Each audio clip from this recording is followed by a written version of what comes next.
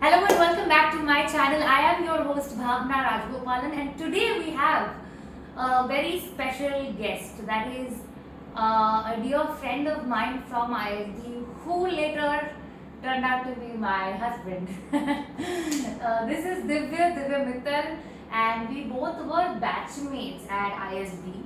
And like I've said before, every person has a very unique journey of their own. It's not like every journey path is exactly the same. People come from very diverse backgrounds and they have different stories to tell.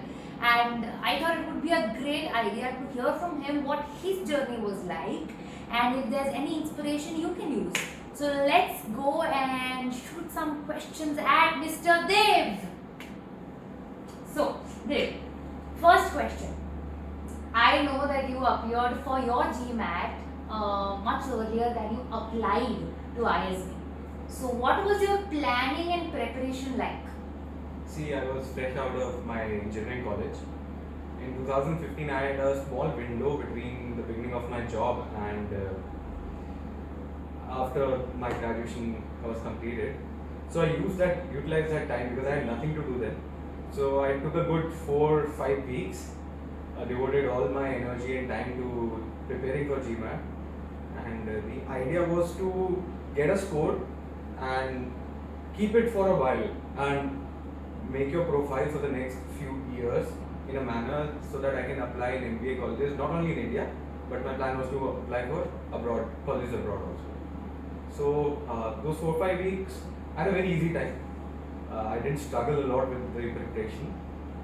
Although initially the verbal section of the GMAT was a little tricky, but over time with a little bit of mock examinations and not a lot of pressure, I was able to get a decent score of 730. So I was in a good zone after that.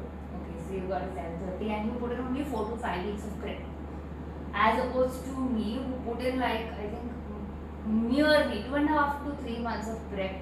And that is because I had not studied maths in a long time, as in my graduation. I did not do engineering like you did. So I was completely out of touch from maths, and I thought I had to spend a lot more time revising math and brushing up concepts that I'd studied up until 12th. Although the quants are not really difficult, but I think brushing the concepts up again and giving mock tests was really important. So interesting how you said that you had some free time and you wanted to utilize that. Very few people actually are able to focus that way. But alright, so then you appeared for your GMAT in 2015 but applied in 2018. Fall of 2018. Okay, so that was round 2. Round 2, I applied for ISB, but I had started my prep for applying to MBA colleges about 4 to 5 months before that. So, as I told you, I was not only applying to ISB, I was applying to colleges in the United States also. So, after a bit of rejections in the round 1 application of those colleges, I decided to opt for ISB because ISB was not in the first 2 or 3 colleges that I was applying to. But by that time, I realized that ISB is a much better option in terms of ROI also, and I wanted to continue my family business. So that 1 year course structure also was a very good incentive for me to apply to ISB. You also got into Carnegie Mellon, right? Yeah, I got an admit from there as well. But I decided to opt for ISB because I saw more value to it. Right. So I think that is also one of the things that people keep asking, is my profile good? Will I get it? But I think it's always about a personal ROI rather than a very generic ROI in terms of what you really want and what your personal goal wants. And I know that you come from a family business background and you had also different goals, and we'll come to that. But before that, you applied in round 2, and I know from you that your interview was not the best in your opinion, and you didn't think you would make it. So what was it like? And people also ask me that what are the chances of me getting in round 2? And I tell them that I have so many friends who are actually round 2 and round 3 admits. So some of my closest friends are not from round 1. So just throw some light on that. See, round 2 application when I submitted and when I applied for the interview, I honestly didn't know any difference. I mean, how many other candidates were there in the room with me in the hotel room waiting for the interview to happen. Honestly, the interview was an ordeal. Uh, could be because of a lot of reasons. Yeah, that family background business I think played a part in that. See, I think when you're working in a family business background, this is a personal feeling.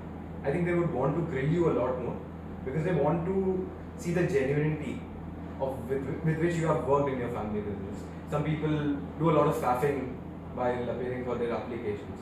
So they were very, very detailed in their questioning. The professionals, the alums who were taking the interview, they came from a similar background. They were working in a similar industrial field as to mine. So they had every bit of an idea about what I was gonna say and what I was saying. So I was the thing that I think that worked in my favor, that I was totally honest about what I was doing, what my story was about, and what my plans or my takeaway from ISB is gonna be according to me, and that I think is what worked for me. But otherwise, the interview went for about 55 odd minutes, and I could see their faces, and they were not the happiest ones that I've seen.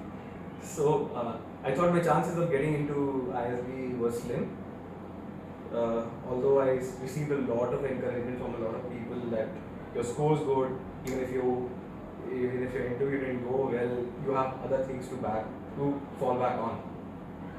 But whatever, I was probably the happiest person when I got the admit, because after that experience, it was a good surprise. I can understand, but I think getting the admit anyway was like it was like a aha moment for me. I was like, oh my god, I can't believe it. But anyway, then coming to, I mean, you've already touched a little bit upon your family business part already. So, lastly, let's just quickly understand what, I mean, for our viewers, what your ISB journey was like. Because I think our journeys overlapped very early on, and that was not just because we were together, but we were doing multiple things together. We are both vocalists, so we were in the same band. That's how we met. We're both dancers. We both were taking part in the ISB Super League. That's one of the biggest sports league in India. We were doing so many things together that our paths crossed. But what was it like for you individually, from start to end? What did you expect, and what really happened? Honestly, the best part, it started with the band. The O-Week experience, that entire experience of spending time learning about experiences of 600 more people. And the kind of the structure that O-Week has, it really opens you up. Having worked in the family business background for the past 2 years, I didn't interact with a lot of like-minded people in a professional setup. So that was a good change for me, and I think that worked in my favor. That gave me a competitive spirit also. So initially, although I didn't want to go into consulting, I didn't have any objective as such. I wanted to learn, I wanted to compete. So I was scoring well, I was spending a lot of time on studies. I came with an objective that I want to learn, and there was not a lot of plans about getting into co-curricular activities. But ISB has so much to offer that it's almost impossible to ignore those things. And I have been a professional dancer, I sing as you mentioned, and that's how we met. Jukebox, one of the best experiences of my life. I got to get on a stage which was made for a professional artist. I mean, Yeah. that stage experience is something that I can refresh myself in every day. The slight memory of it is enough. So I think that is what ISB has to give to you. Even if you are not doing the best in acts, but there is so much to learn from all the other things that are happening around you.